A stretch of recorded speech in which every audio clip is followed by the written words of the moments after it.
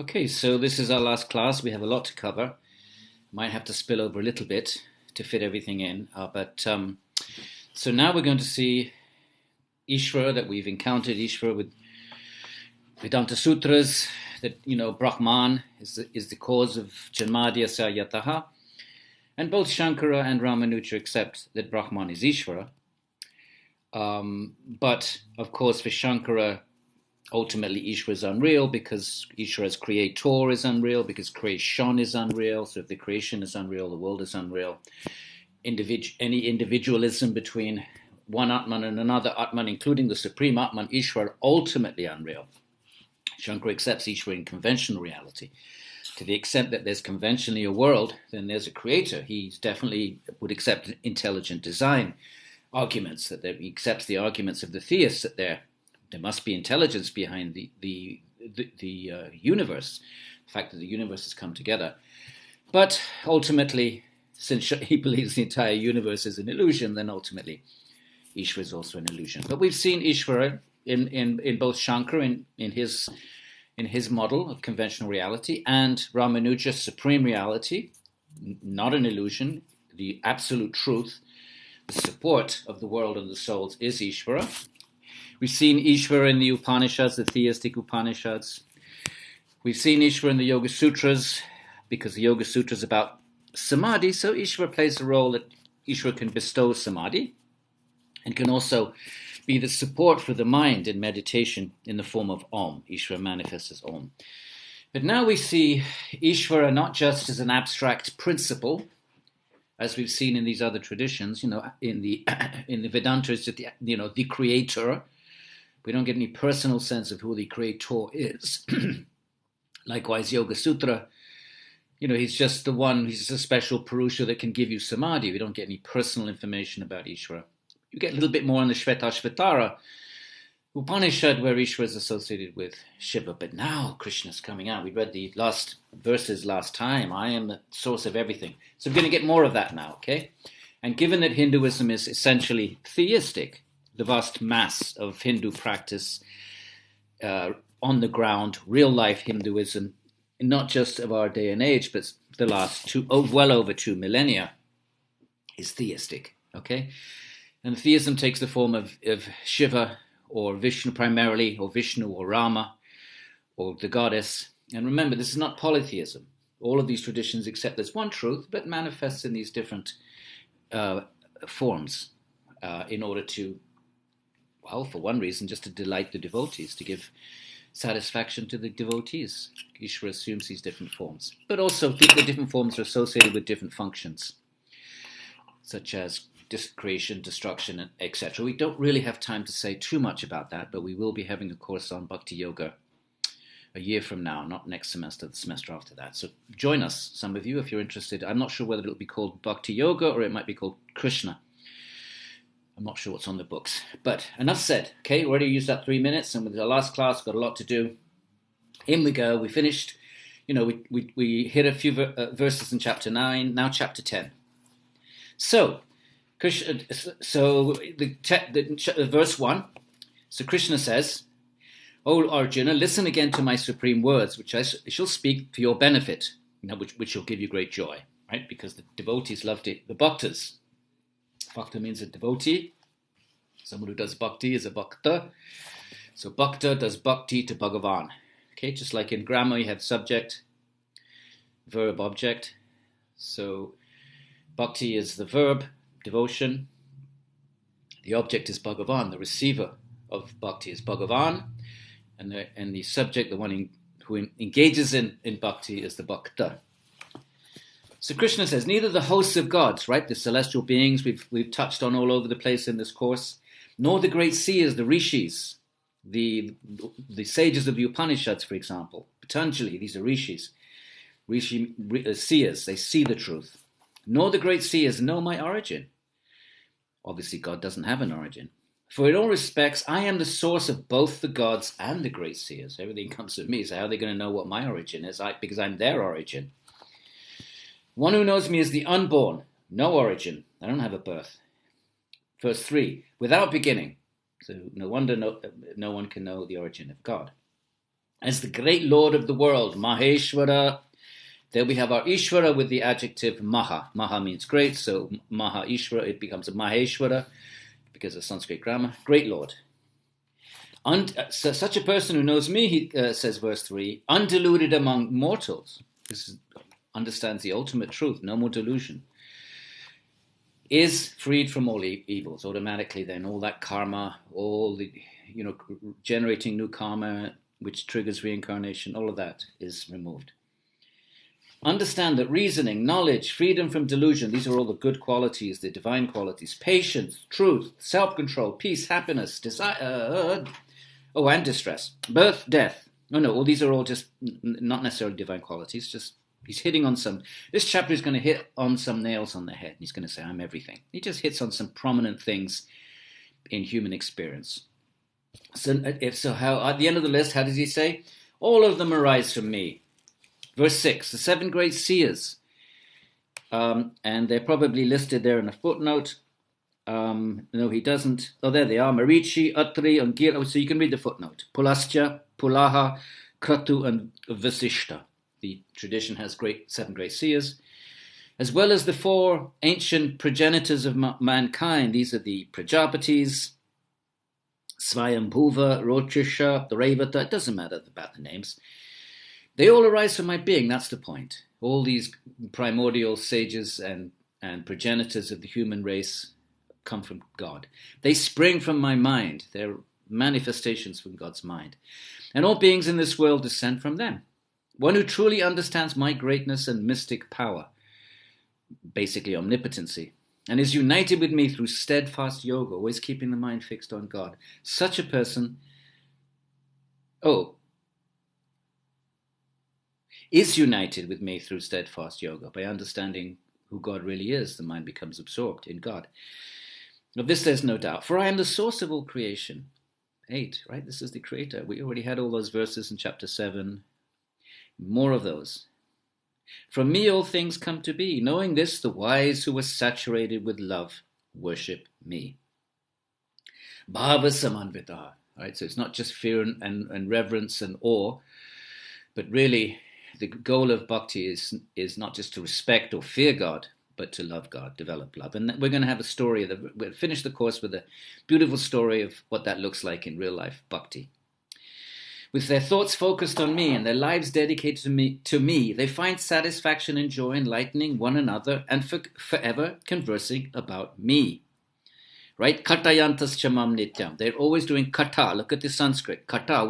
The story that we're going to read at the end of the course, the end of this session, is called kata. Stories about God.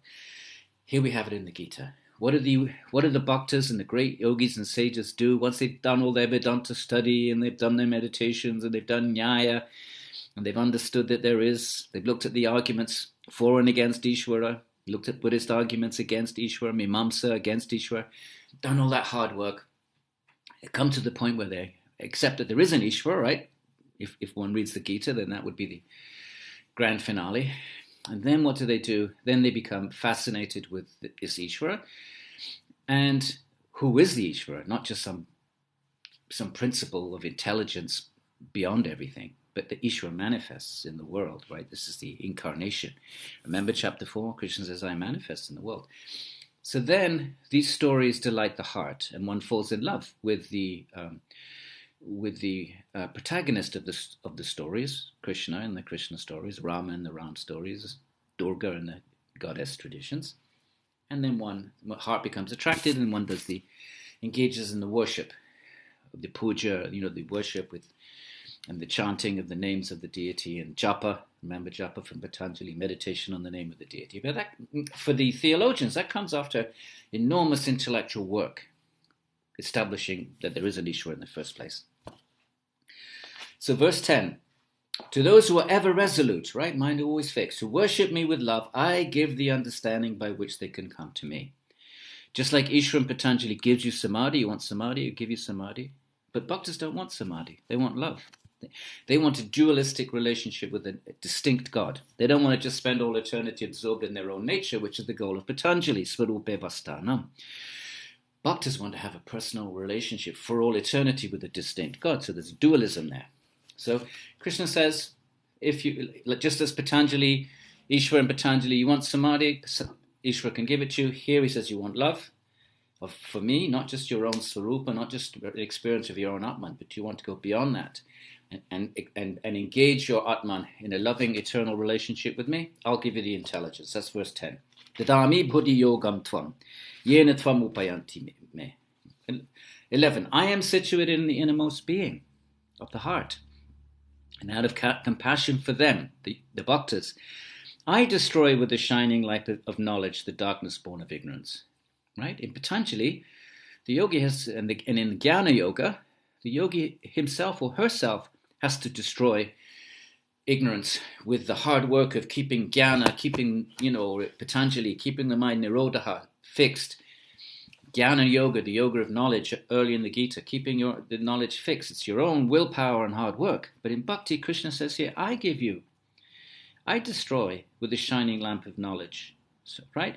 Nashayami, I do it. Atma bhavasto jnana dipena basvata, the shining light of knowledge.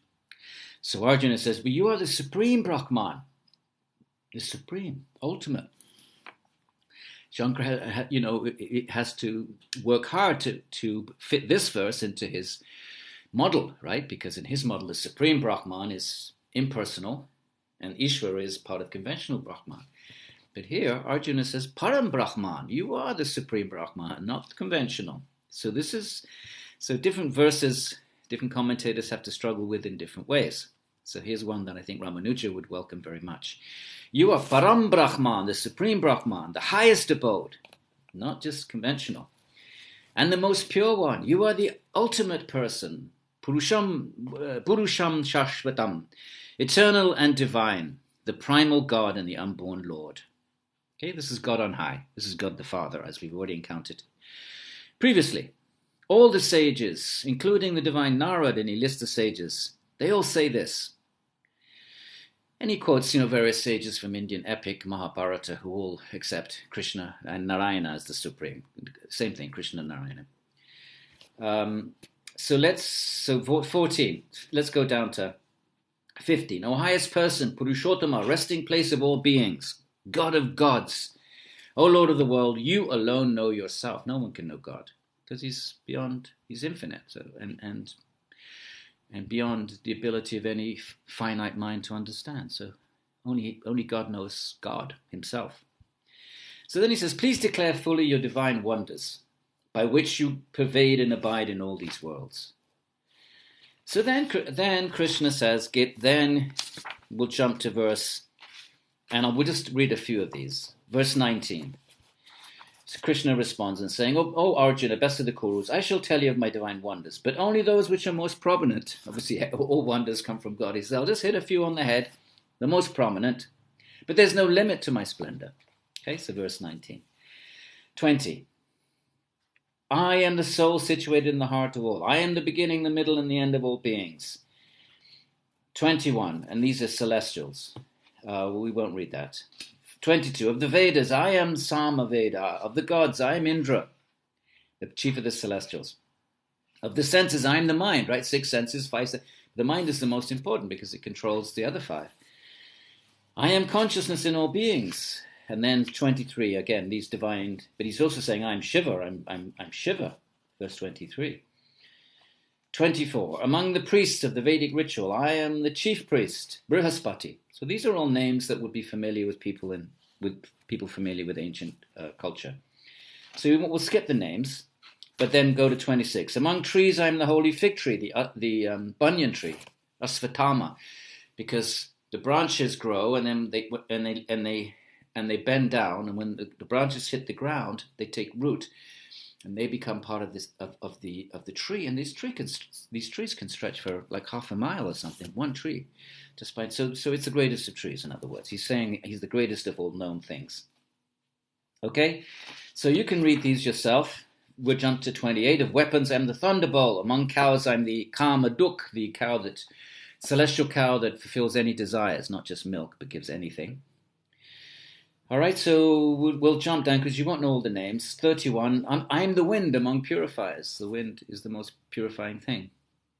I am Rama among the wielders of weapons, right? What Rama is the great, and another incarnation of Vishnu holds the bow. I am the shark among aquatics. We can relate to that. And I'm the Ganga among the rivers. So, who the British might complain and say, hey, what about the Thames or the Mississippi? But from the point of view of Vedic culture, the Ganga is a great river coming down from the Himalayas and crashing down and flowing right across the subcontinent to the Bay of Bengal. So 32, O Arjuna, among creations and the beginning, middle, and the end. In other words, I'm everything. I'm not just creation, but I'm the whole thing. With sciences, I am the science of the soul, the most important of all sciences. Because ultimately, if we don't know ourselves, what's the point in knowing whether the universe is expanding infinitely or will collapse? What's the point of that at the moment of death? What's the point of that if we don't know our own selves? As the ancient Greek philosophers might say, agree with. Of syllables, I'm the letter A. Just like A begins the English alphabet, or begins the Sanskrit alphabet. E, U, and so on. And we'll skip the 33. Next, second sentence. Indeed, I am indestructible time, as well as forget that. 34. I am death that steals away all things. I am the source of all things to be, of things feminine. These are feminine nouns. I am fame, opulence, fine speech. These are all feminine nouns in Sanskrit, just like French and Italian and German. They're masculine and feminine and neuter. These are feminine nouns. Fame, opulence, fine speech, memory, intellect, firmness, and patience. All very nice, supreme qualities. So skip 35. 36. Among cheaters, I'm gambling. Remember the whole Mahabharata epic, 100,000 verse Mahabharata epic, within which the Gita is right in the middle of that.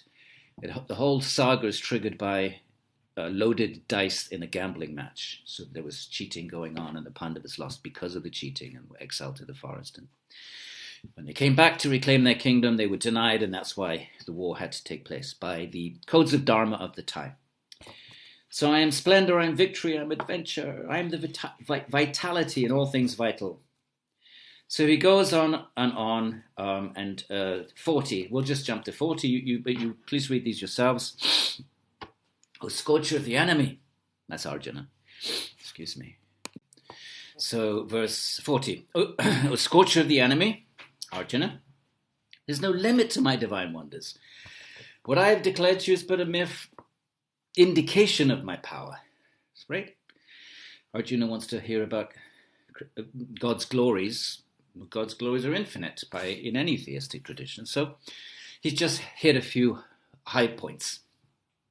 41. You must understand, says Krishna, that whatever is possessed of great wonder, of opulence or splendor, anything magnificent in our field of awareness, has sprung from a mere fragment of my greatness. 42. But what need is there, Arjuna, for so much knowledge? With but a fragment of myself, I pervade and support this entire world. All these grand and great glorious things that I've shared are just the things that we humans are aware of in our little karmically conditioned field of observation. Krishna says, but it's just a fraction. The celestial realms, all kinds of other dimensions, and multiple universes in the Indian tradition, and infinite cyclical creation, and more, and then dissolution and further creation. So infinite, and that's just, of course, Prakriti, the theistic traditions. And there's also the kingdom of God. Ramanuja would say Vaikuntha. Krishna traditions would say Goloka, where Krishna resides in this realm made of pure consciousness, Satchidananda. And likewise, the Vaishnavas would say about Vishnu and Vaikuntha. That's beyond our ability to perceive or understand the actual kingdom of God. So in order to sort of indicate his infinite glories, Krishna's just sort of giving a few examples from our world, right? Of mountains out in the Himalayas. And we had some of this in chapter 7, I think, more or less the same thing. All right, so let's move on to chapter 11, where Krishna is going to reveal a certain form. It's not the supreme form of God. Remember, God has infinite forms. It's called the Virat Rupa.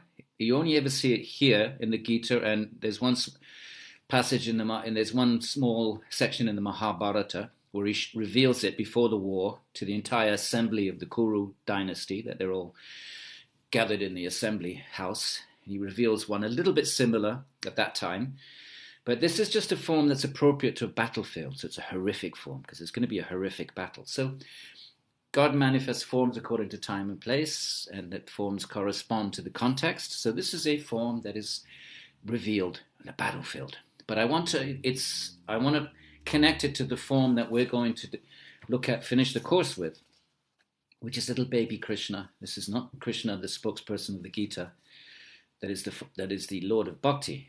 It's the same Krishna, but devotees in India, the Krishna devotees, Vishnu devotees, and everybody loves Krishna, little baby Krishna, in Indian culture, even if they're Shaivites and they ultimately worship Shiva as supreme or the goddess. But everybody has a special place in the heart for baby Krishna. I just want to share that with you at the end of the course. I think it's a nice way of ending our time together and the connection that we've had together, even though it's been mediated through recording.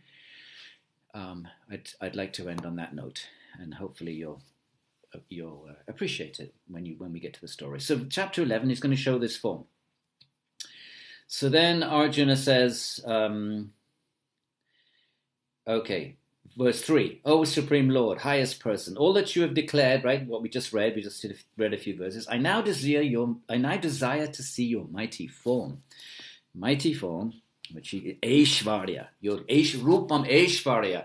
That's not the form of love and devotion, it's a form of Ishvara. Ishvara means, the most powerful being, and Ishvara, you can see it sounds the same. It means power itself, majesty. I want to see that. I want to see your form that sort of expresses a form. In the previous chapter, he was just telling him, well, I'm this, I'm that, I'm everything. And Arjuna is now saying, can I actually see that form that manifests some of that grandeur? O Lord, master of all mysticism, if you think I can witness such a form, if you think I'm qualified, kindly show me your inexhaustible self. So 5, my dear Arjuna, behold, hundreds and thousands of celestial forms. Just shoot, Now he's actually showing him. In the previous chapter, he was talking about them. With unlimited colors and shapes. And then we'll skip 6, the same, all of these celestials he was talking about in the previous chapter. He says, I'm their origin. He was just saying that. Now he shows them all within this huge cosmic form. But verse 8, so it's 7. In one place you may observe both the moving and non-moving worlds. You'll see all living beings, celestials, all of them, and non-moving, and the world itself, the universe made of matter, the planets, and so forth. O Arjuna, view whatever you wish to see in my body. Everything is within me. 8. But you cannot perceive me with your present eyes. I therefore give to you divine eyes. Behold my Pasyame Yogameshwaram. Behold my mystic wonders. So verse 9. Remember Sanjaya. It's telling the whole Gita to Dhritarashtra, the blind king. If you forgot that, go back to chapter 1, verse 1. The whole Gita is being recounted to the blind king, the father of the Kurus, on the other side of Arjuna, and the Pandavas are on one side, the cousins, the Kurus, on the other. So the father of the Kuru is blind, and he's hearing this whole thing. So every so often we go out to the outer frame of the story, which is the blind king hearing this from Sanjaya, his bard. So here we have an example of that, stepping out of the inner story.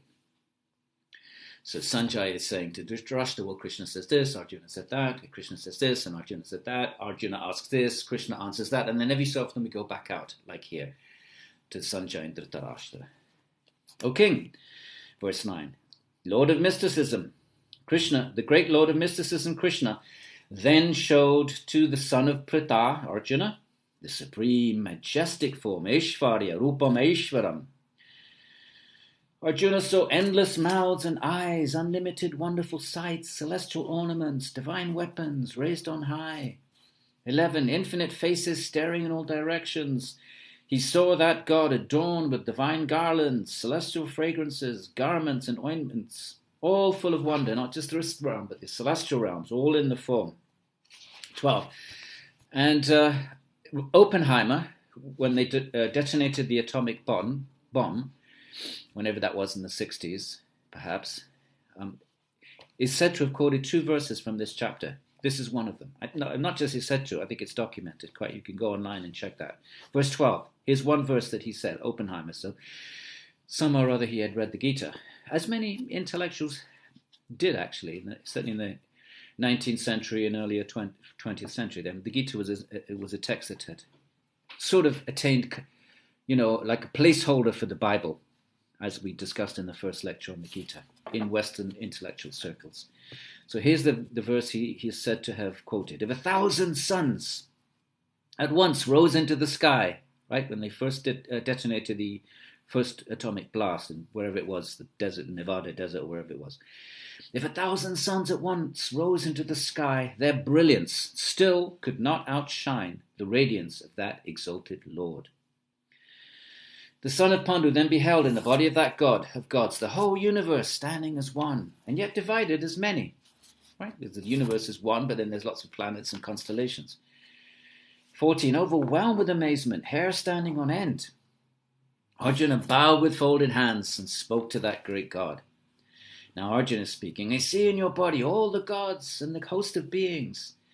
I see Brahma, right, the original creator, seated on the lotus. I see the sages and on and on and on. 16. O Lord of the universe. So you won't know all these names of celestial beings, but they're common in Indian culture, Vedic culture. So I'm skipping over the names of the various celestial beings, because they won't mean much to many of you. On all sides and with infinite form, I see you with unlimited arms, bellies, mouths, and eyes. O universal form, I see you without beginning, middle, or end. 17. Shimmering with dazzling radiance, you are adorned with crown, club, and disc. The forearms of Vishnu, and he holds various things, the disc and the club. With blazing fire and the brilliance of immeasurable suns burning on all sides, you are difficult to behold. Imagine the brilliance, the effulgence. You're in the imperishable, the highest object of knowledge, and the final resting place of this universe. Okay, this is God on high. This is monotheism. Okay, people thought that Hinduism was polytheistic because the one becomes many.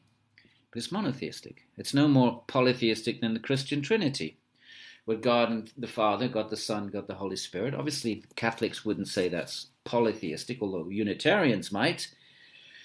It's the same thing, that the one God becomes everything, including other divine manifestations. And here Krishna is presenting himself as the ultimate absolute Godhead, from whom Shiva and everybody else emerges.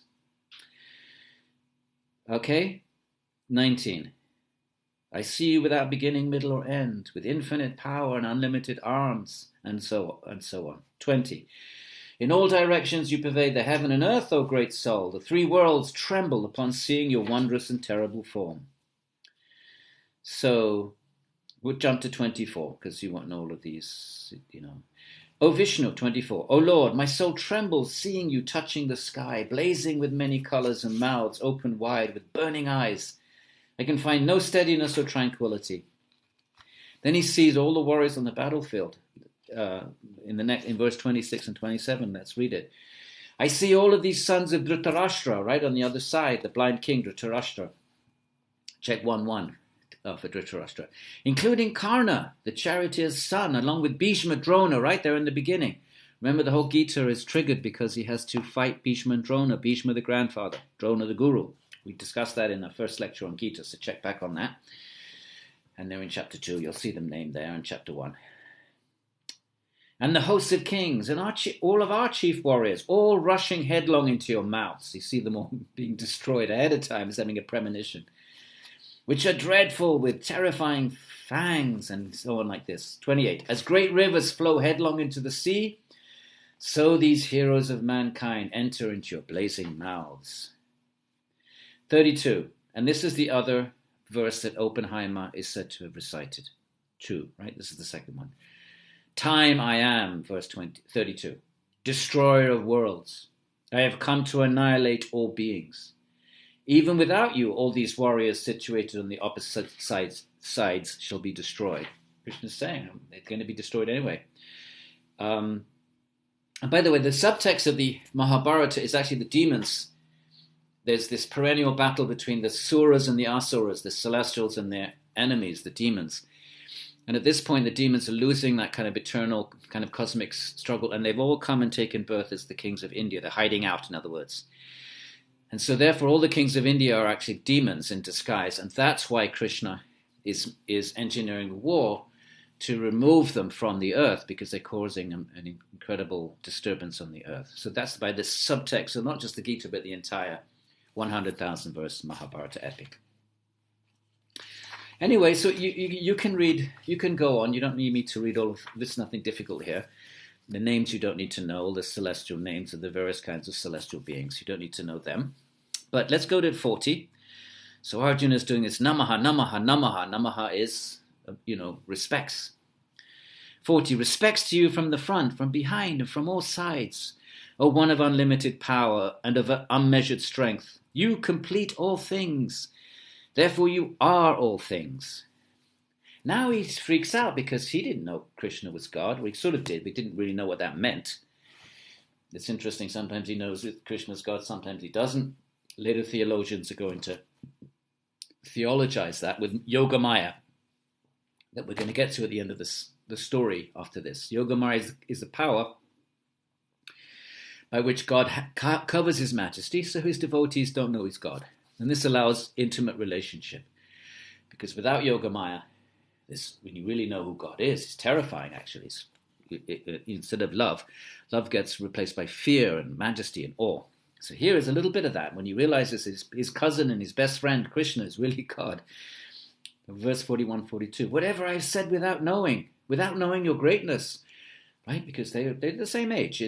Obviously, Krishna's eternal, but he's, taken the form of a human, and he's Arjuna's cousin, social equal.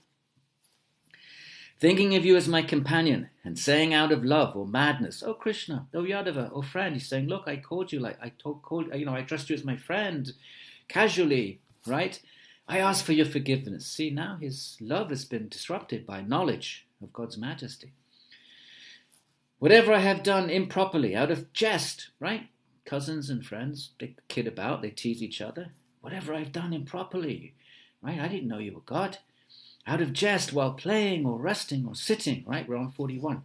Or eating, either alone or in the presence of others. Oh, Achyuta, Krishna, name for Krishna. Oh, immeasurable one, I beg your forgiveness. I didn't know who you were. 43, you are the father of this world, God the Father, not the Son. Krishna's God the Father, he's not an incarnation. He is the supreme ultimate being, according to the Gita. You're the father of this world and of all beings, moving and non-moving. You are its worshipable and most venerable teacher. No one is equal to you in all these three worlds, O immeasurable Lord. How can anyone be greater? So 44, I bow before you, most worshipable Lord. I beg mercy. Please forgive me. He's asking for forgiveness for his loving affection he had before as a cousin friend. As a father forgives a son, as a friend forgives a companion, or as a lover forgives a beloved. Forgive me, he's saying. Of course, Krishna really wants love, but Arjuna wanted to see the form. He says, okay, here's my form. So 45, I'm thrilled seeing this form that has never been seen before, but in fear my heart trembles. His love he had for Krishna is replaced by fear. Now, it's important to understand this theologically. To love God, God has to, in the Krishna tradition, to love God, God has to cover his majesty. Because when he reveals it, that love is replaced by fear and distance, not closeness and intimacy. You'll see that in the story that I keep referring to. Oh Lord, show me your human-like form as before. He said, no, I've had enough. Go back to the form of my beloved Krishna and my friend, my cousin. Oh Lord of Lords, be merciful. So, 46. O thousand-armed form of the universe, I desire to see you as before, just adorned with your crown and your club and the disc in hand. Please assume that. So then he goes back to a four-armed form, and then verse 48. Krishna says, not by the study of the Vedas, not by sacrifice or study, right? Sacrifice is Mimamsa, study the Vedanta tradition, all about study, Nyaya, study, Sankhya, study. He says, you can't know me like that. Not by the Vedas, not by sacrifice or study, nor by charity or ritual acts, Vedic sacrifices, nor by severe austerities, the tapas of the yogins, Kriya Yoga, right? And the niyamas, tapaha.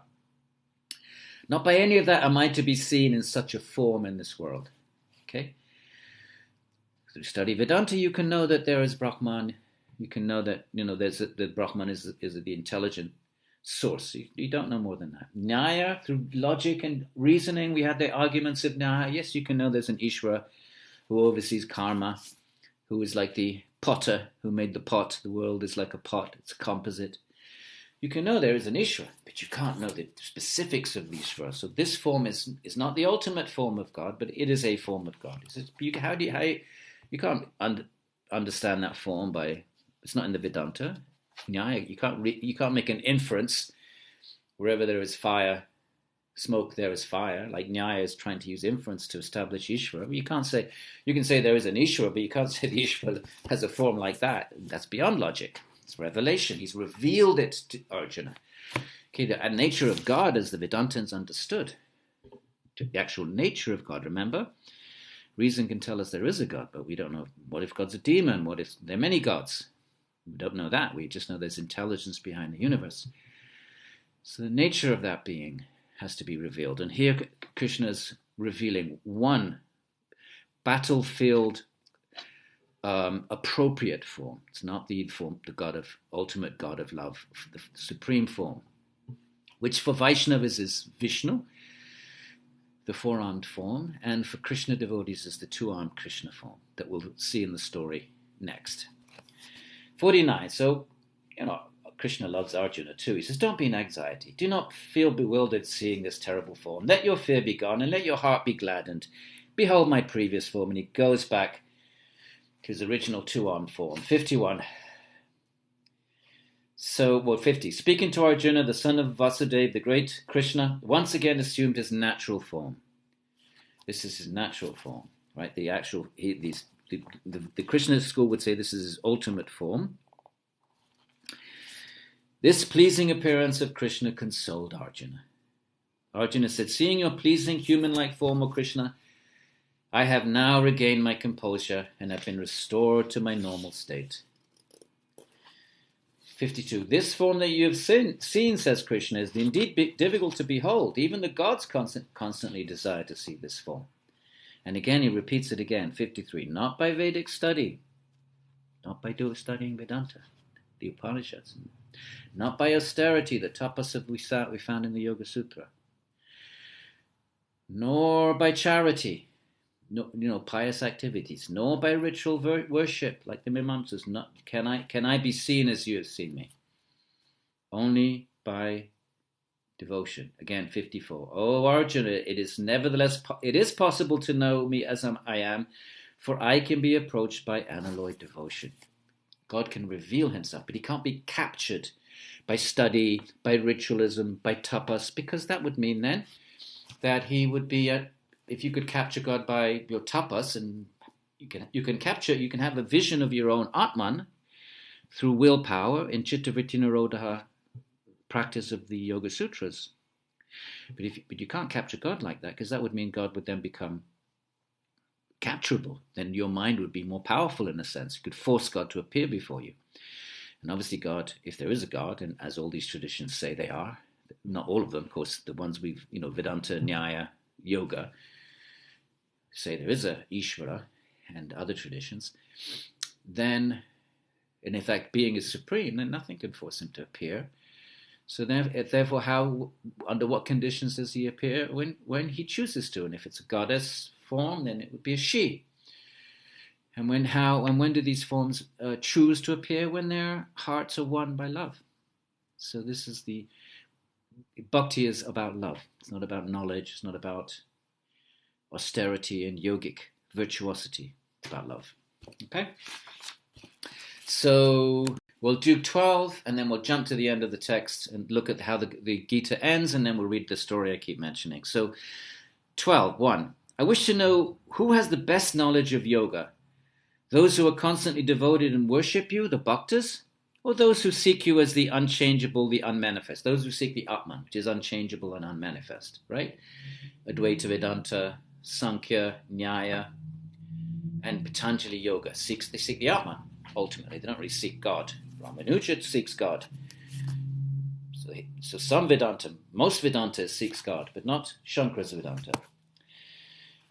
So which is the highest, the bhaktas or those who seek the Atman? Verse 2. I consider those who approach me with firm faith, ever devoted, bhaktas, bhakti, fixing their mind on me, they're the best of the yogis. And we had and checked with the end of chapter 6. We read that verse. Of all yogis, best one is the bhakta. But then he says in verse 3 to 4, but they too reach me, who control their senses, right, Patanjali, and are intent on the welfare of all, who approach the Absolute as the supreme, unchangeable. The Atman is unchanging, it's eternal, it's Sat. As the indefinable, avyakta, right? What terms does he use here? Avyaktam, there it is. As the unmanifest, the all-pervading one, beyond thought, the highest, immovable and forever fixed, the impersonal form of the Absolute. Impersonal. The Atman, essentially, has no personality or form in its pure state. God is a person. So he says the ones who approach, who are devoted to my personal being, they're the highest. But eventually, if we seek the Atman, eventually we'll get to God at some point, is what verse 3 to 4 can be read as saying. 5. But trouble is greater for those whose hearts are fixed on the unmanifest. It's a lot harder. You have to, do Patanjali and Chittavritti Nirodha, stilling the mind yoga. It's a lot of hard work. So now he has a hierarchy. O Arjuna, 6 to 7. Those who have dedicated their actions to me, who meditate on me with the undivided attention, the bhaktas, and whose minds dwell on me, for them I become a swift deliverer from the ocean of repeated birth and death. Ishvara then, won by the devotion of the bhakta, not by Vedic study, not by tapas, remember those verses, but devotion, wins the heart of Ishvara. Ishvara then plucks, Krishna says, I'll pluck you out of the ocean of birth and death. So therefore, 8, fix your mind on me alone. That's it. Don't have to worry about anything else. Your Atman, nothing. Direct your intelligence to me. Thereafter you will dwell in me. Of this there is no doubt. So now we have a hierarchy. That's the highest. Fix the mind on God. Make sure you're clear about this. Verse 8. It might be on the quiz. Verse 9. O Dhananjaya, if you're unable, if you can't do that, it's a number 2 option, right? Secondary. If you're unable to fix your mind steadily on me, then seek to attain me by the practice of yoga. Well, we did that. Patanjali and yoga. 10. If you're, however, you're unable to practice yoga, then dedicate your actions to me, karma yoga. Then at least, work in the world and conventional work, but offer the fruits to God. By acting for my sake, you will attain perfection. You'll get there. You'll become purified by dint of your mind being fixed on God. And then we have this, so knowledge is better than practice. Okay, let's not worry about that. But that's chapter 12 because we are running out of time. And I want to see, let's go to chapter 18 and see how the entire Gita ends. Because ending comments, just like a conclusion in paper writing, carry special weight. We'll go all the way to 64. What's the ultimate message of the Gita? We've had all this bhakti. We've jumped a whole bunch, but you'll be reading the whole text, I hope, because it's on the syllabus. And let's see how it ends. Chapter 18, verse 64. He's just repeating what he just said throughout the text and also immediately previous to these verses. Last instruction of the Gita. 64. Listen once again. Okay, he's saying, I'm repeating this every time, one more time. To my supreme words. the most secret of all secrets, I would translate it as the most intimate truth. Because you are very dear to me, I am speaking for your benefit, right? Why does he choose Arjuna and not some great yogi or some great sage or some great scholar of Vedanta or some great Nyaya logician? Because God's not interested in any of that. That's just human ego. He's interested in devotion. So Arjuna is a great devotee. So he says, look, why am I speaking this? Because you're very dear to me. This is how one captures the heart of God in Hindu devotion and in any theism. Here it is. What's the last message? Highest thing we can do as human beings. The ultimate thing we can do with our minds, which are instruments of cognition, of thought, of reflection. What can we do with these minds and bodies? 65. Always think of me. Become my devotee, bhakta. Worship me and offer respects to me. In this way, you'll come truly to me, right? After this life, use this. The Gita is urging us to use this life in worship and devotion to God, so that at the time of death, instead of just being thrust back into the cycle of reincarnation, based on whatever acts we've done in ignorance of the real self, rather than just recycling through samsara, we can go to God, to Krishna in this case. You will truly come to me if you fix your mind on me all the time. This I promise you because you are very dear. And the final instruction is relinquish all forms of dharma. The whole text has been telling Arjuna, do your dharma, offer it to me, but do your dharma. But actually there's a higher principle, because dharma only pertains to this body-mind. It's got nothing to do with the Atman. Our dharma is determined by body-mind in this life. Next life, we'll have a different body-mind, it'll be a different dharma. What about the dharma of the Atman? What the Bhagavatam calls the dharma of the Atman. Bhagavata Purana, another text featuring Krishna.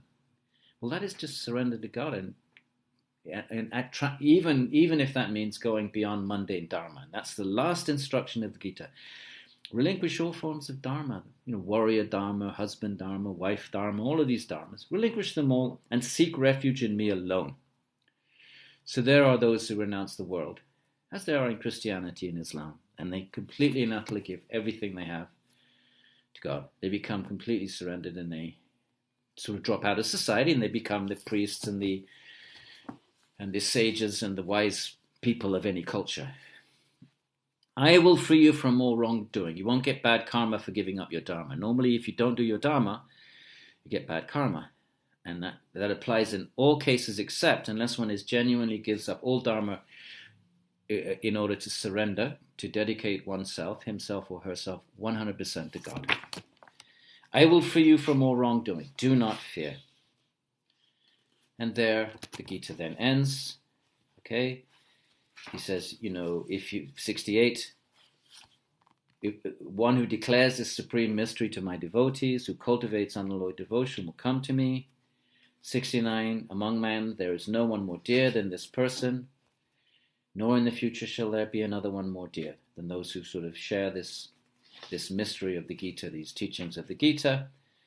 And then he says, okay, 72, has your illusion due to ignorance been destroyed? Did you hear everything I had to say? 73, yes, my memory is destroyed, I'm fixed, my doubts are dispelled, I will carry out your words. So he's free to accept Krishna's teachings or not. The implication being, so are we. We are free to structure our lives according to the teachings of the Gita and these other traditions, or not. And if we don't, of course, then according to the traditions, then we just generate karma, and we simply receive whatever fruits are due to us. Okay, and then it got 74. Then we're back in the Mahabharata, back to Sanjaya and the king reciting the story, and then there's the last 4 verses on 74 to 78, and then we're back in the Mahabharata. This is a section in the Mahabharata. It's not a separate text, and then it flows back into the battlefield.